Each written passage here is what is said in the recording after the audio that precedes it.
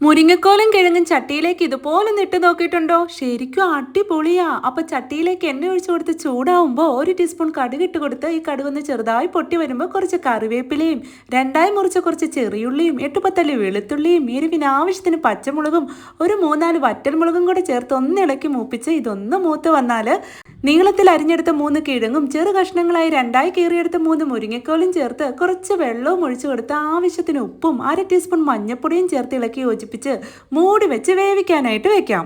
ആ സമയം കൊണ്ട് അരപ്പിനായ ഒരു മിക്സിയുടെ ജാറിലേക്ക് ഒരു മുറി ചിരുവിയ തേങ്ങ, 4-5 ചെറിയുള്ളി, 1/2 ടീസ്പൂൺ വീതം ചെറിയ ജീരകവും മുളക് പൊടിയും മഞ്ഞൾപ്പൊടിയും കുറച്ച് കറിവേപ്പിലയും ചേർത്ത് പൾസ് മോഡിലിട്ട് തരിതരിപ്പായി ഇതുപോലെ ഒന്ന് അരച്ചെടുക്കാം.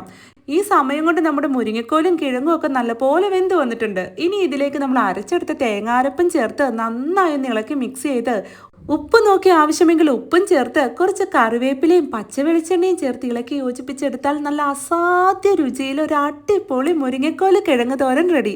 എന്തായാലും നിങ്ങൾ ഇത് ഉണ്ടാക്കി നോക്കുമെന്ന് എനിക്കറിയാം. അപ്പോൾ പോകുന്നതിന് മുന്നേ പേജ് ഒന്ന് ഫോളോ ചെയ്യാനും ലൈക്ക് ചെയ്യാനും മറക്കല്ലേ. അപ്പോൾ ഓക്കെ, ബൈ.